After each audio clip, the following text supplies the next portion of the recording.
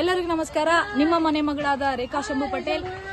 ನಾವು ಸಂಜಯ್ ನಗರದ ನಿವಾಸಿಯಾಗಿರುತ್ತೇವೆ. ನಾವು ಇಲ್ಲಿ ದಿನನಿತ್ಯ ವಾಕಿಂಗ್ ಬರ್ತಾ ಇರ್ತೀವಿ. ಇದು ಹೆಬ್ಬಾಳ ಮತಕ್ಷೇತ್ರಕ್ಕೆ ಸಂಬಂಧಪಟ್ಟಂತ ಒಂದು ಪಾರ್ಕ್ ಆಗಿರುತ್ತೆ. ಇದು ವೆಟರ್ನರಿ ಹಾಸ್ಪಿಟಲ್ ಬ್ಯಾಕ್ ಗೇಟ್. ಇಲ್ಲಿ ವೆಟರ್ನರಿ ಹಾಸ್ಪಿಟಲ್ 100 ಎಕರೆ ಇದೆ. ಇಲ್ಲಿ ಮಣ್ಣು ಟ್ರ್ಯಾಕ್ ಇರುತ್ತೆ. ಆರೋಗ್ಯಕ್ಕೆ ಒಳ್ಳೆಯದು ಅಂತ ನಾವು ದಿನನಿತ್ಯ ಇನ್ನು ಹಲವಾರು ಜನರು ಇಲ್ಲಿ ವಾಕಿಂಗ್ ಮಾಡಕ್ ಬಂದಿರ್ತಾರೆ.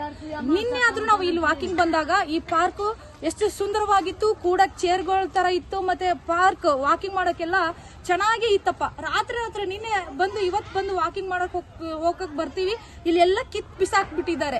ಈ ಚೆನ್ನಾಗಿರೋ ಪಾರ್ಕ್ ನ ಅಭಿವೃದ್ಧಿ ಮಾಡೋ ಹೆಸರಿನಲ್ಲಿ ಕೊಳ್ಳೆ ಹೊಡಿತಾ ಇದಾರೋ ಅಥವಾ ಭ್ರಷ್ಟಾಚಾರ ಮಾಡಕ್ಕೆ ಇದೊಂದು ಪಾರ್ಕ್ ಅಭಿವೃದ್ಧಿ ಮಾಡ್ತಾ ಇದೀನಿ ಅಂತ ಹೇಳ್ತಾ ಇದಾರೋ ನಮಗೊಂದು ಅರ್ಥ ಆಗ್ತಾ ಇಲ್ಲ.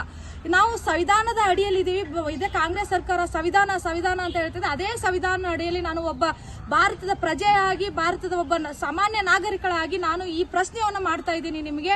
ದಯವಿಟ್ಟು ನೀವು ನಮ್ಮ ಜನರಿಗೆ ನೀವು ಏನ್ ಅಭಿವೃದ್ಧಿ ಮಾಡ್ತಾ ಇದ್ದೀರಾ, ಚೆನ್ನಾಗಿರೋದನ್ನ ಕೆಡಿಸಿ ಅಭಿವೃದ್ಧಿ ಮಾಡ್ತಾ ಇದ್ದೀರಾ ಅಥವಾ ನೀವು ಭ್ರಷ್ಟಾಚಾರ ಮಾಡಕ್ಕೆ ಒಂದು ಇದನ್ನ ಏನಾದ್ರೂ ಯೋಜನೆ ಹಾಕೊಂಡಿದ್ದೀರಾ ಅಂತ ಕ್ಲಾರಿಟಿ ಕೊಡಬೇಕು ಜನಸಾಮಾನ್ಯರಿಗೆ ಅಂತ ಕೇಳ್ತಾ ನನ್ನ ಮಾತನ್ನು ಮುಗಿಸ್ತೇನೆ. ಧನ್ಯವಾದಗಳು.